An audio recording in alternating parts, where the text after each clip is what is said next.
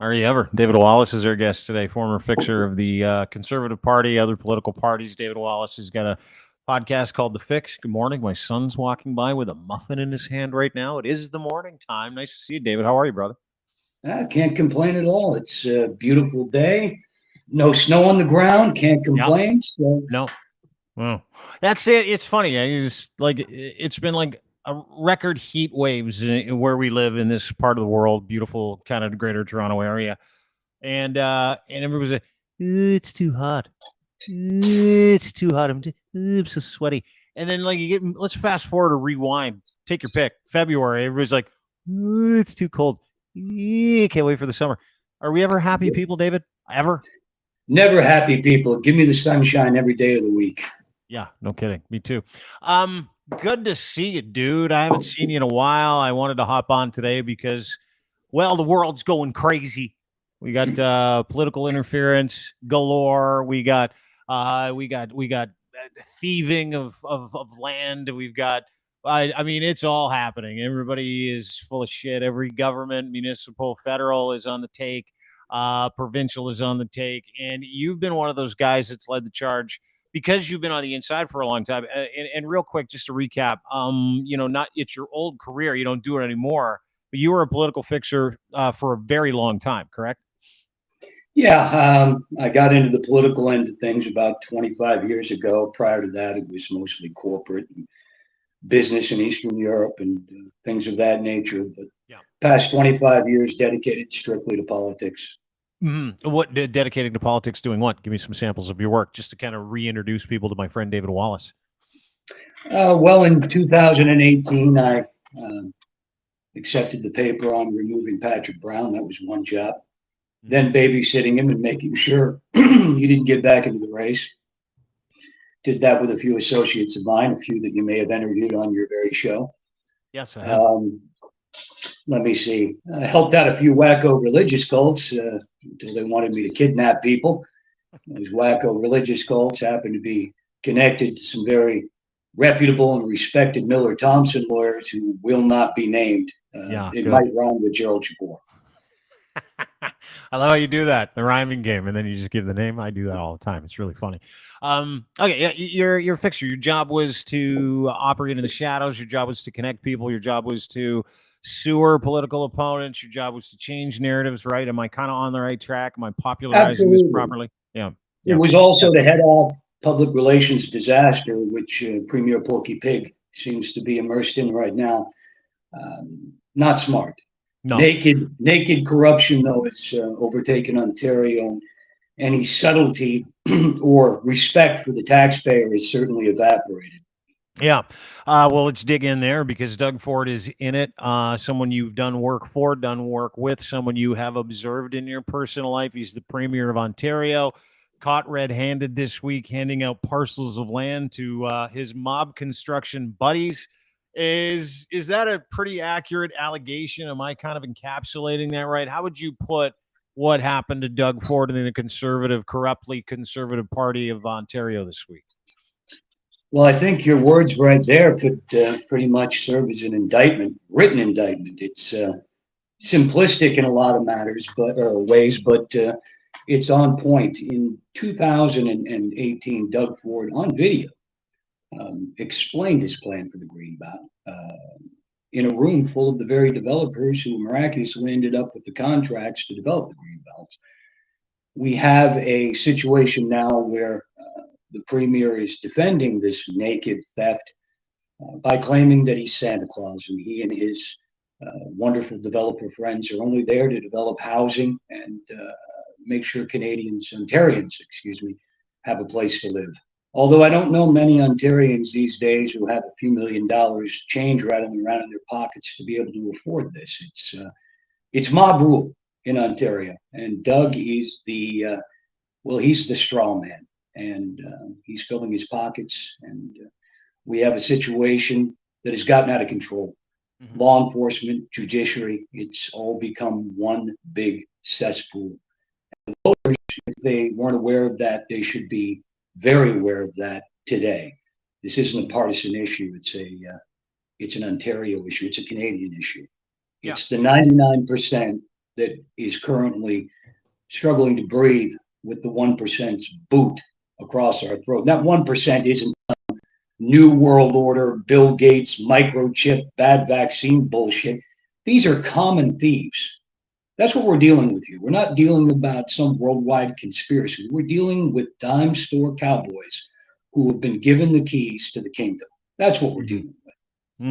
Yeah, David Wallace is our guest. Podcast called The Fix, former fixer for politicians and corporate knobs, the elite that like to keep you uninformed. He's trying to inform us now. You've been on a heater, I don't know, for the past couple of years, and heavy on Twitter. You've called Doug Ford a fat pig. You've everybody feeding at the trough. You know this guy. You know these people involved. So help me understand the criminality that you're alleging here, and who and how this works, because you've intimated that Doug Ford is a patsy, sort of, in this, a straw man in this, sort of. And I want to play that clip from 2018 before we go any further, because if you read the AG's report that said Doug Ford and his friends absolutely gifted $8.3 billion worth of developable land, getting rid of all kinds of ecological habitats with taxpayer money, and gifted it to 15 or so, maybe 20 of his closest donors, construction funds, all of which somehow magically ended up shoving envelopes of money into his daughter's stag and doe house at his backyard barbecue. A litany of examples of these guys going to his daughter's wedding, and then says, hey, listen, I've got nothing to do with this process, which I found interesting, but let's just telegraph this. This is in 2018. This is the video that you're talking about. This is Doug Ford getting angry at backroom deals where people of the province get shafted by politicians, which is exactly what the Auditor General report says. Let's watch this together. These fat cats that are making millions of dollars, and I'm not talking about the people making $100,000. I'm talking about all these guys making their deals behind closed doors and then keeping it a secret, not telling the taxpayers. That's unacceptable. We have to make sure that we have some transparency down here. There you go. We got to make sure we get some transparency down there. That's the clip you're talking about. And then this is him yesterday getting challenged on the idea that he did exactly that. And he's like, well, whatever, bumblefuck, whatever. The Canadian story, that's the Ontarian story. I don't know if you don't have an opportunity to meet the people I do, and especially in my community in North Rexdale, you should come by and talk to these people. These people will tell you stories how they came with nothing. Zero. And some are extremely successful business people. Those same people are employing, 10 people, 20 people, 50 and 100 people. But they started with absolutely nothing, and I've heard this story over and over and over again. That's what the Ontario dream is. And the majority of the people that are coming here, a lot, not all, have existing family members here. The word is out in the world. Come to Ontario, an economic powerhouse in North America. You're going to have great education. You're going to have great health care. We're going to have an opportunity to grow and own a home and start a business and start a family. That's the word around the world. We live in the most multicultural city and province anywhere in the world. People love Ontario. Yeah, that's nice. People love Ontario, but rich people and developers really love Ontario. How does that relationship work, David? How does the relationship between these construction, and you know these people, so you better start telling me some details. But how does the relationship between Doug Ford or the Conservative Party of Ontario and these developers work? Well, let me give you the genesis of Doug Ford's reign. In late 2017, I arranged for a visit to Moscow and St. Petersburg, Russia. Kirill Kalaman, the former press secretary of the Russian Federation, the embassy in Ottawa, who was removed for espionage activity, arranged for myself to go. While I was there, I was given a package. That package was information on a Patrick Brown, who I didn't know from Adam. I mean, I knew him from the news. That's it. The word was that Patrick had to be removed. He and his friends, who were aspiring businessmen, we'll call them, with some connections in Niagara, had their eyes on some casino parcels for all of Ontario once Patrick Brown, excuse me, not the leadership, but the Ontario premiership, which he was on track to do. His criminal friends, unfortunately for him, intersected with my clients.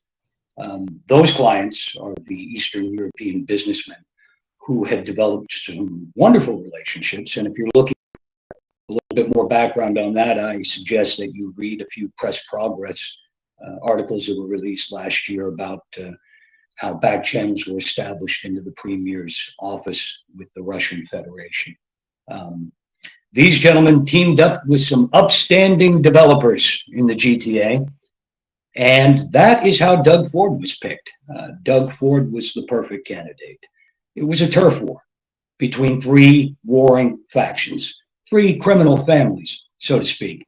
Patrick Brown's backers, Carolyn Mulrooney's backers, which included Great Canadian Gaming, which was owned by Sanjay Sen and her husband, which at the time was wholly owned by another corporation called Burgundy Access Management, which was Brian Mulrooney, 83% control, which is another reason why Brian never liked that. But it was really, there's no good simply for the public's purse. That's where we were at. Those are some details. And that's how we got here today. Okay. So, you've got geographic, espionage here. You're talking about Russians who became friendly with some developer families over here. Those connections lead to possibly former prime ministers who may or may not own, a large percentage of a gaming company. And they're like, Patrick Brown is in bed with another company that has another casino owner and operator in mind for a casino. We want that casino because what better place to, have money go through the turnstiles in a casino or a conference center, right? Like we all know that. What good is dirty cash if you can't fucking launder it, right? That's a good point. You got to be able to figure it out. So then that leads to someone saying, get Patrick Brown out. Konstantin Kalimnik, is that the gentleman you're talking about? Get Patrick Brown out because we have developers and we have interests in casino world that need to be serviced, and Doug Ford will do anything for us. Is that what you're saying? Doug Ford was Absolutely. the better candidate who would open up more doors and was more corruptible, maybe? Is that what you're saying? They wanted an absolute puppet. People like Patrick Brown or Kathleen Wynne, these are professional politicians with savvy and experience, and they have their own ideas, and they're very hard to keep on leash, especially if they have their own scams going on the side. I'm not saying Kathleen Wynne or I'm not anticipating what Patrick may have done once he got in. I'm just simply stating the obvious. Doug Ford was perfect. Doug was the low information candidate. He doesn't want to know and he doesn't care. He does what he's told. He goes where he's told to go, and he sticks to the script. It's perfect. A useful idiot. Is there, you know what? He plays the role well. He does. He was born for it. Yeah, he's born to be a useful idiot. Because he walks around and he acts like a bumblefuck, and I find it impossible that a guy like that could be some kind of criminal mastermind. Which is why what you're saying, if true, makes a ton of sense. That he is literally the puppet, and he's got special interests and basically money and conservatism with his hand up his ass, right? But the wheels are coming off with what we're seeing with the Greenbelt, and the criminality is coming out again and again and again, or alleged criminality is coming out again and again and again. What is Doug Ford? Have you surveilled him? Have you worked with him? And why is Doug Ford so tight with the OPP? Because this is getting weird. Like the whole, we're not going to investigate Doug Ford when it's clear criminality. If indeed he did give developers a leg up, and if he did indeed change laws and hustled environmental bullshit through so that he could enrich his friends, and he could be building these $4 million homes for these incredibly rich immigrants who are coming from somewhere, by the way. I don't know, like you get 80,000 homes they want to build, and like most of them are between $2 and $4 million. So I don't know where they're coming from. We all know what this is. It's an enrichment process, right? That's what this is for his relationships. So what do you know about Doug Ford and how he became this? Like, not that he was picked, because we get that. But like, I've heard he used to be an OPP informant. I've heard that he's been protected by the OPP. I've heard that Ron Taverner is his dad's fixer. I mean, I've heard a million stories, but what do you know? What have you seen? Well, from what I've seen and the people I've dealt with, Taverner is his Krishna, he's his roof, as you would say in Russia, his protection. He was a fixer for his old man. You have to keep in mind, a company like Deco Labels, Toronto, Chicago, do the connect the dots, so to speak. These are organized people behind these businesses. Um, Doug Ford was perfect. At city council, he was known as someone who would sell access to his brother. He was known as an individual who would fix problems for other councilors by calling on his street contacts or his OPP contacts. Just yesterday in the morning, if you recall last year, you played a tape on your show, a Bulgarian named Michael Yurkovich, who wanted me to hack off body parts of Nathan Jacobson, bring them to him by lunchtime. During the course of that, the OPP became involved. A friendly gentleman who I know, he gave me a call yesterday and gave me a friendly heads up, telling me that my name had been added to the board, so to speak, and that they were very anxious to dissuade me from continuing my campaign of pointing out the obvious on Twitter, I guess simply because people might give it some credibility. I'm not going to back off. I don't give a shit anymore. If my goal was to stuff my pockets with money and live a stress-free life, well, then I would have continued ripping off Canadians. But that's no longer something that I can do. People like Doug Ford are dangerous because they have no moral compass. And stealing the green belt, stealing your children's future, things like healthcare, all of our institutions have become infested with organized crime, but organized crime not just on a street level, but on a corporate level, because that's what this is. It's corporate redistribution of wealth, of theft. And Doug, who has been in the underworld his entire life, from being an alleged drug dealer, through working his way up through city politics, first as a business owner, and then after he ineptly almost put his business out of business once he attained political office, that business has miraculously rallied and is experiencing record profits. Doug Ford is a creature of our current system, a system where everybody of every stripe. See, this isn't a conservative issue. This is not a, Doug Ford's not a conservative, by the way. He paints himself in the conservative colors, but Doug Ford is not conservative. Ford's about as conservative as Trump is Republican. It's a handy label that was used to bamboozle the public, for the people. The only people Doug Ford is for the ones who live in his own house. Mm-hmm. Mm-hmm. Yeah, and you can see that, right? You can see how that works because the quid pro quo is thick with this one. Like there was a great little LinkedIn post the other day where it's like, oh, look, one of Doug Ford's daughters who has zero training in this department is the head of a clinic, like a healthcare clinic. One of the healthcare clinics that is allowed to exist privately because Doug Ford has opened up our healthcare and given contracts to his friends. So his friends give his contracts to his son. But how does this quid pro quo work for him? If he's the village idiot that is just being worked like a puppet, what is he being promised after he leaves office? From what I've heard, Doug Ford has stuffed away $420 million since he has taken office. I don't know where he's put it, but the people who told me this are very reliable sources. When I say by reliable, they're criminals, which means they have no reason not to tell me the truth. They're in fact quite pissed off that Doug has all the money. 420 million bucks, like in kickbacks. That's the word I heard. Huh. Alleged.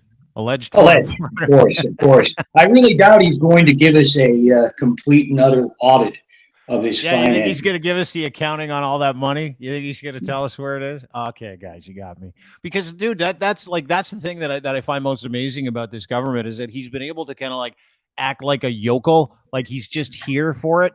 And a lot of people still believe it, but every action stands to the opposite. Like, do you remember last year when those nurses were protesting and his security guards kicked the shit out of them? And then he goes on inside of the debate and he's like, I love nurses. I'm like, dude, you just kicked the shit out of 10 of them outside your protest and outside your debate. So stands in contrast. The video of him saying we're never going to build on the Greenbelt. That's ridiculous.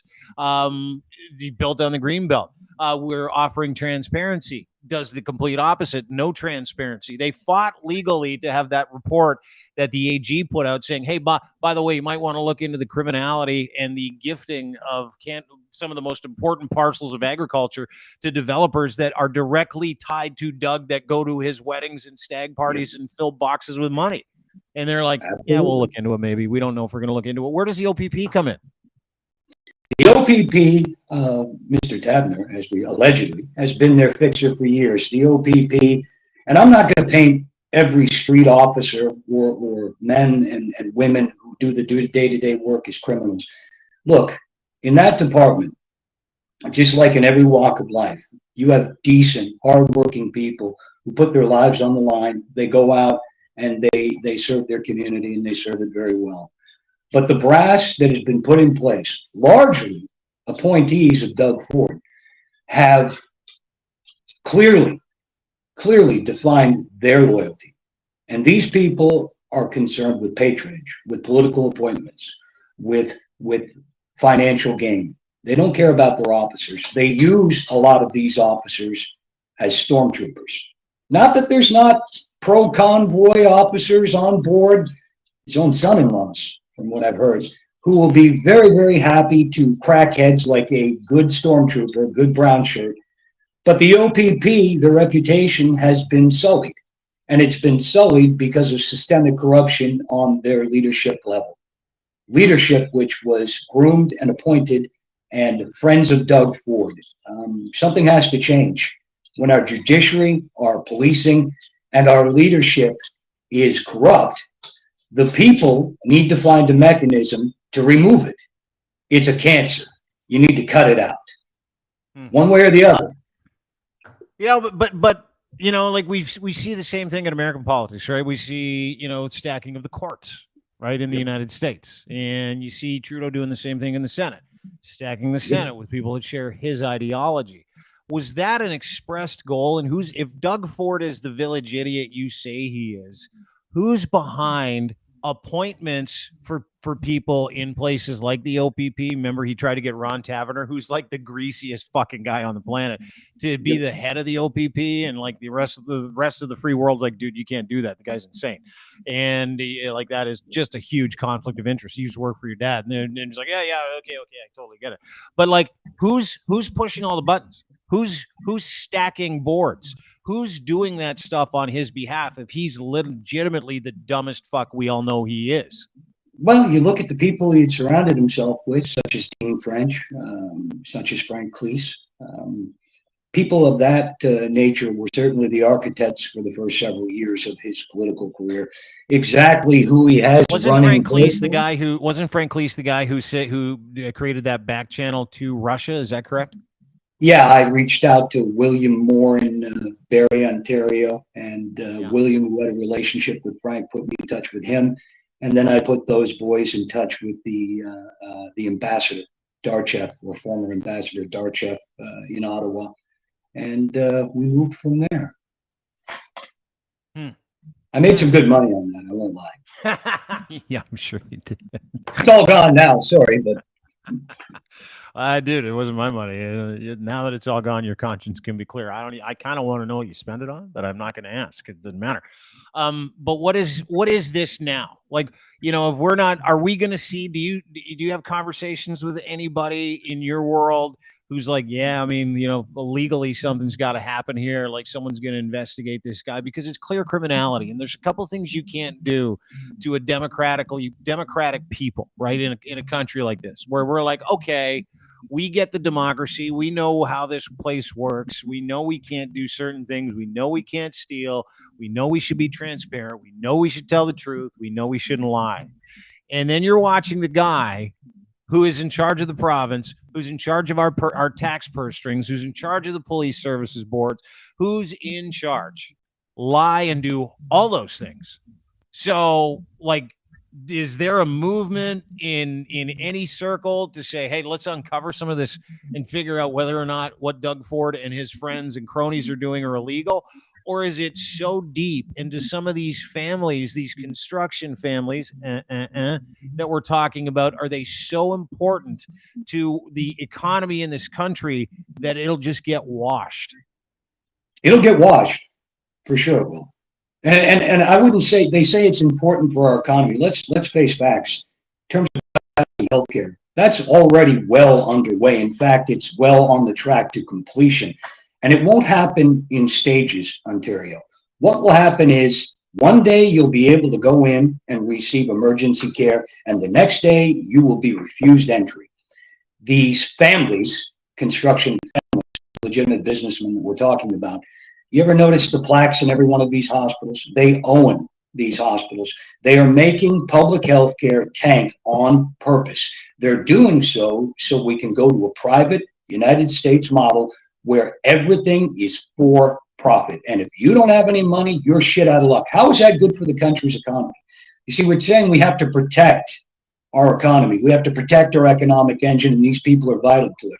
I would venture to say that these massive developers who are developing properties which only the 1% in this society can afford, I say those same people who are making healthcare, again, available only to that top percentage point, I'd say that would be a net gain to prosecute them all.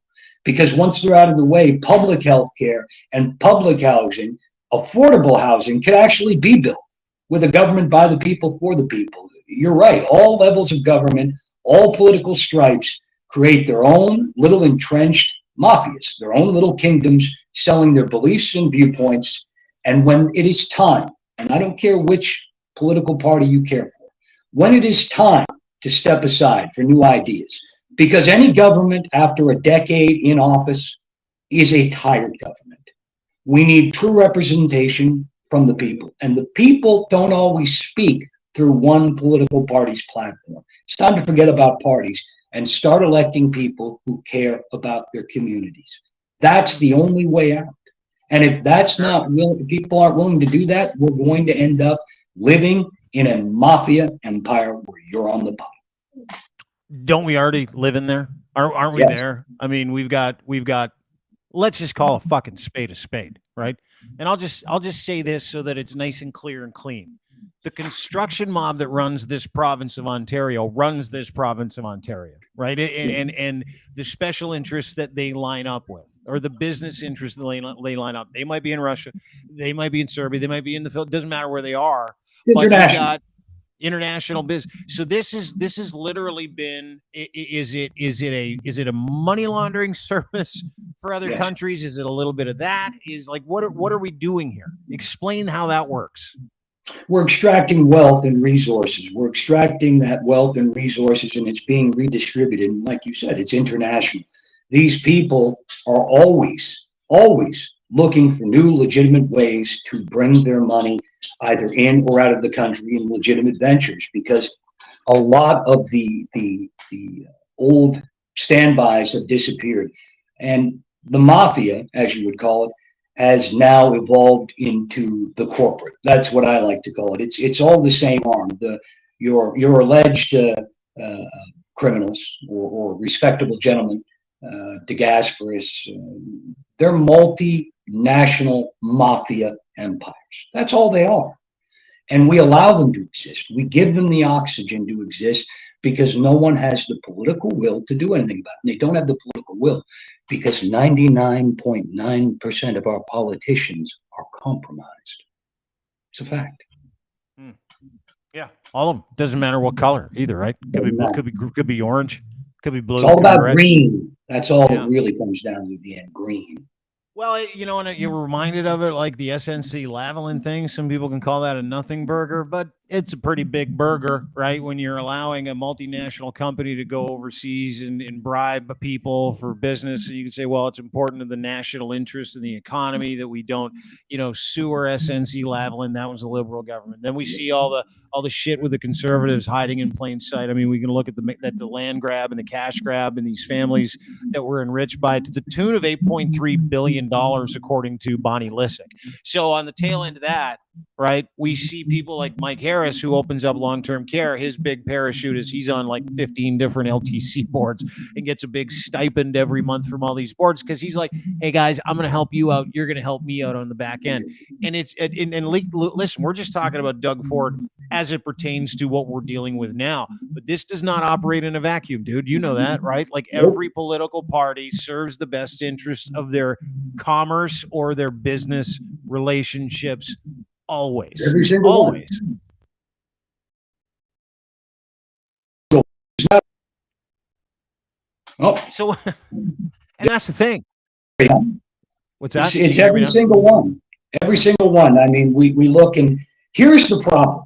Until people get out of the blue versus red versus yellow camp and believe that their political leaders, their chosen party, are lily white and can do no wrong, you cannot speak about the sins and the horrors of Doug Ford or Pierre Boulevard or Stephen Harper unless you are willing to soberly examine the real theft and illegalities that go on with the liberal government, the NDP governments. All governments are inherently corrupt. They are corrupt because they are unwieldy.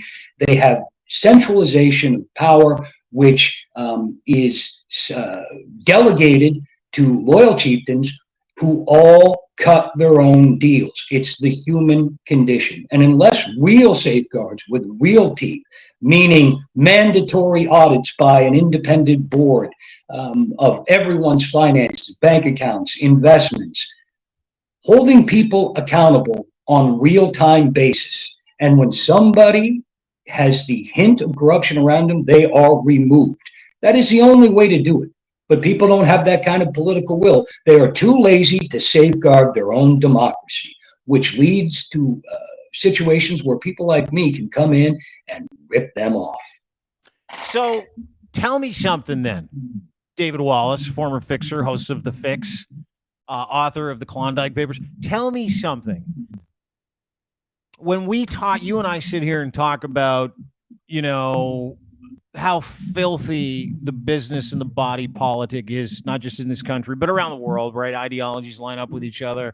Everybody gets involved. They fight each other. What is it going to take for us to talk about character? What is it going to take for us to talk about real values as opposed to supporting the ideology? Because all I see here now is a culture war that our political systems want us to fight when really we're fighting them. Like there shouldn't be an individual in this province of Ontario. There should not be one individual, regardless of your ideology, who looks at what we're talking about when it comes to the cash grab, the land grab, when it comes to the mob and construction mob, like literally stealing land and destroying the ecology in this country so they could make billions in construction fees and they could create generational wealth again on top of generational wealth.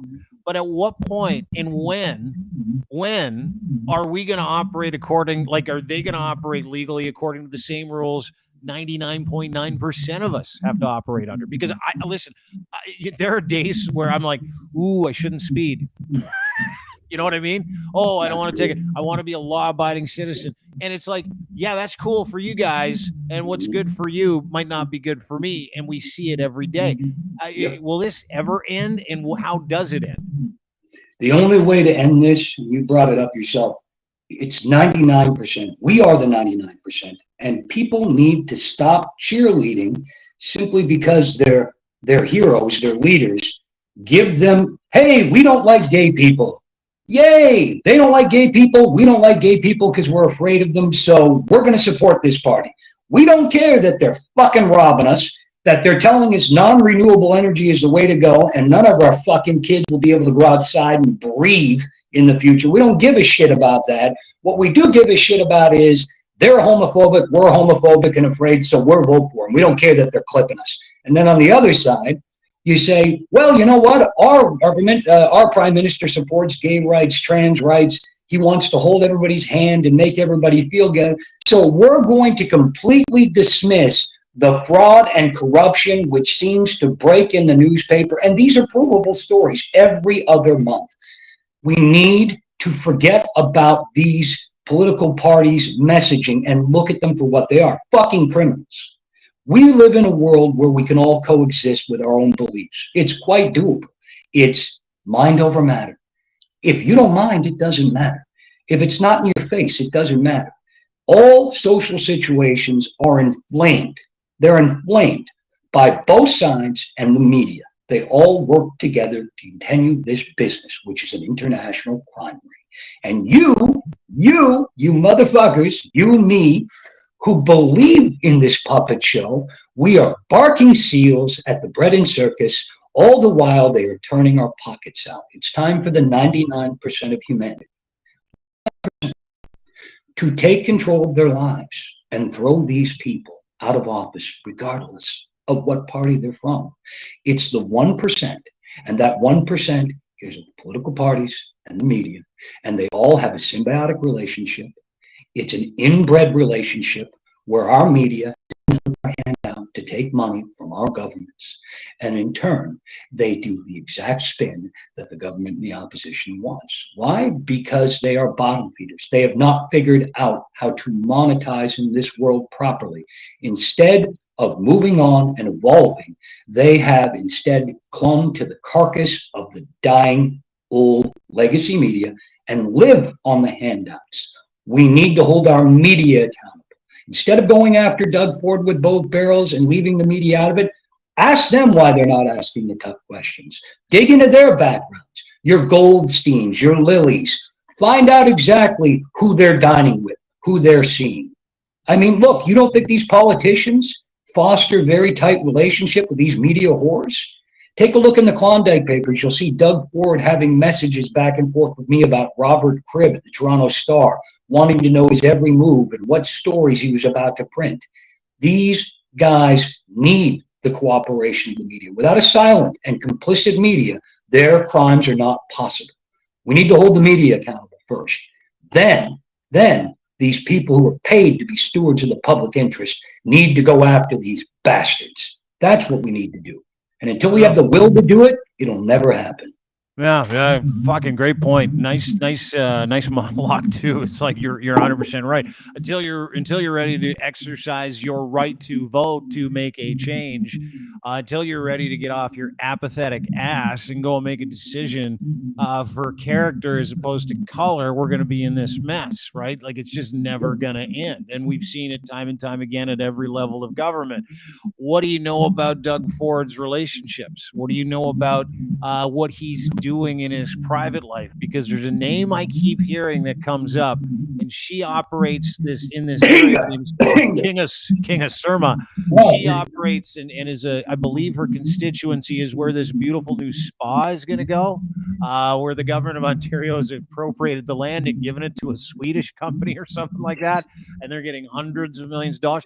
What do I keep hearing about King of Surma and Doug Ford? They're just friends, right? Sure, it's an open secret. It's not like our media doesn't know about this rumored relationship, but they are complicit. They are complicit by not reporting, by not. You can say, "Oh, what goes on in somebody's private life, their bedroom, is nobody's business," but it is, because it goes to character. You see, if somebody who will cheat on his wife and deny it, well, that means that they have no character and they are not fit to lead. I know it seems like putting people on a pedestal. That's what you're supposed to be on. If you seek to lead the people, you need to be beyond reproach. And if you can't meet those marks, then don't run for office. Why is it that the most skilled people we have, the most skilled, the most knowledgeable, have absolutely zero interest in going into politics? And we end up with half-cooked abortions like Doug Ford. I'll tell you why. Because no decent person wants to face the corruption and the intense, entrenched filth and graft that they would have to wade through to get anything done. Graft not only with any party they would run against, but their own party members. It has become a circus of excess, of gorging oneself on the public trough. We need to throw these people out. The most expedient way to do it right now is to start picketing your MPPs, your MPs. Go to these media headquarters, Rogers, Bell, and picket the hell out of them. Call them to account. and say, where the fuck were you when Doug Ford stole billions of dollars of our future and killed our grandparents in long-term care homes that the fucking army had to come in and clean up? You're a murderer, Doug Ford. You are a criminal, and you are at large from justice. And I don't care who's protecting you, the OPP, the Attorney General. What, are you going to make Carol Mulrooney the fucking AG again? If you put toys on the floor, she'd sit down and play with them. Are people really going to stand for this bullshit? It's time to stand up, hold your media accountable, because they're the fucking watchdogs that need to be doing their job. Do your job. Yeah, they won't, David. No, they won't. They won't. And do you know why they won't? Do you know why Edward Rogers won't report on this? Do you know why Mirko Bibic won't and Bell won't report on this? Do you know why? Yeah, because they're friends with him and they want the same thing he does. Goddamn right. Yeah. Goddamn right. You want to change things? Take your Rogers phone, okay, and call them up and say, I don't want my do it to all of them. Maybe that might open up competition from the CRTC to bring in new carriers. How come I can go to the United States or any other country I can think of and I have choice, consumer choice? We don't hear. And we don't hear, not for Canadian protection, not to foster the growth of Canadian corporations. We don't have protection here because it's a monopoly that is protected and curated by our very politicians. Why? Why? Is that in the public interest? I don't care what's in Bell and Rogers' interest. Fuck them. Is it in the public's interest? That's what the public needs to ask. If it's not in the public interest, it's in nobody's interest except for thieves. Throw them out. Yeah, and those thieves are gatekeepers of information, and that information that you don't get is the stuff that we're talking about today. And it's gonna come out. It's seeping out of the toothpaste tube, isn't it? The truth is coming out because the right people have to squeeze on the right area of the toothpaste, and that's what everybody has to do. And I'm calling on everybody to do it. David Wallace has spent a lifetime doing the opposite. He's spending the tail end of his career informing people. This is wrong. It is all corrupt. This is racketeering. And it's not just Doug Ford and the government of Ontario. It's every government. And you and I have the ability to actually do something about it by making an informed decision through a reasonable process of saying, hey, listen, I'm going to vote for someone with character today. You know, I'm going to take an interest in values today. I'm going to take an interest in virtues today. I'm not going to vote for color today. I'm not going to vote for my ideology. I'm not going to vote for that guy because he hates Barbie too. I'm going to vote for somebody who actually their words match their works, and those works align with me because that's in the public interest, and I am the public, as you pointed out. And all you have to look at in any of these situations, and I always says, who benefits and who loses, right? Who benefits with the criminality that we're talking about?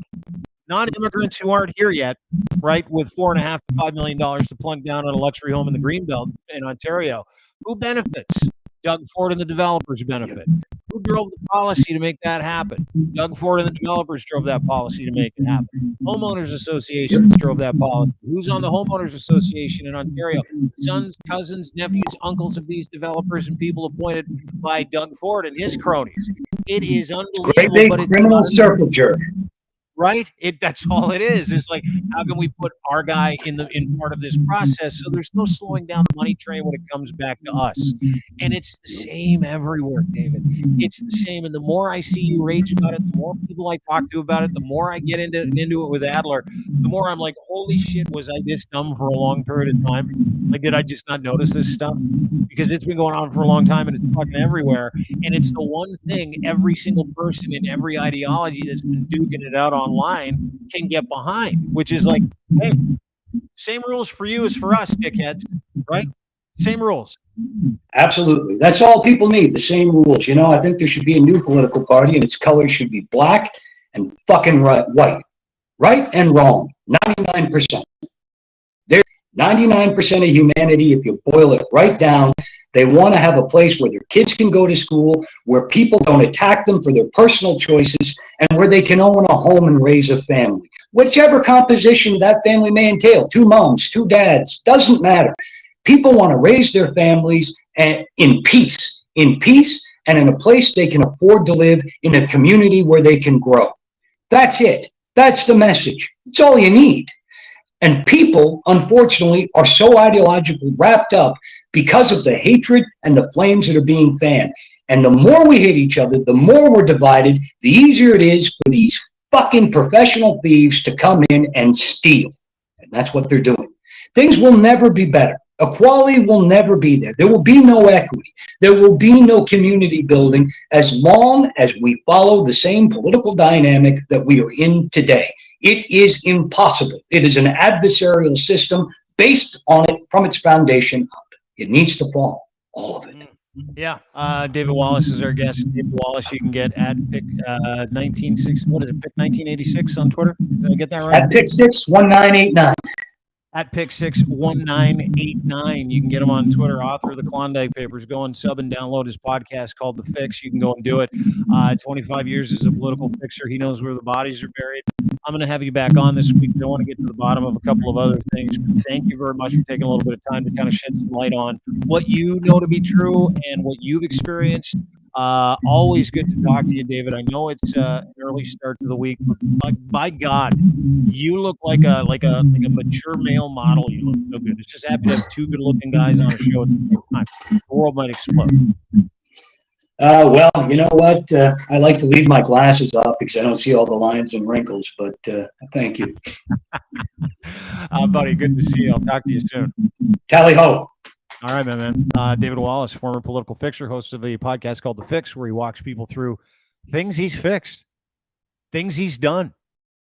Man, you know, it's all the stuff we knew, right? Like you knew about the criminality in politics. You knew about collusion in politics, media, legal, political. Those three things work together to absolutely destroy your confidence in this country and its institutions. Congratulations, guys. You did it. Great work. Wild. Anyway, have a great day, everybody. Appreciate you being a part of the podcast. As always, brought to you by friends at Cantork.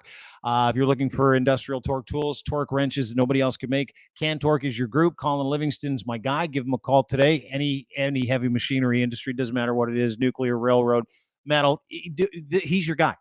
It's a loosening and fastening solution. Torque wrenches. Didn't know a whole lot about him until I started hanging out with Colin Livingston, one of the greatest guys on the planet. Go to cantork.com today for more information.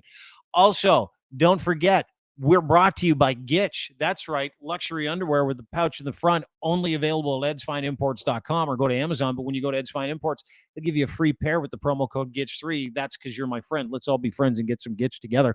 GITCH3. That is your promo code. Gitch luxury underwear, breathable, made for every level of performance, super soft, moisture wicking fabric. Go to Eds Fine Imports. GITCH3 is your promo code. Tell them I sent you. Have a great day, everybody. Appreciate you being here. We'll see you later on in the week. Lachlan Cross will be back. We'll get to our regularly scheduled program. Have a lovely day. Bye-bye.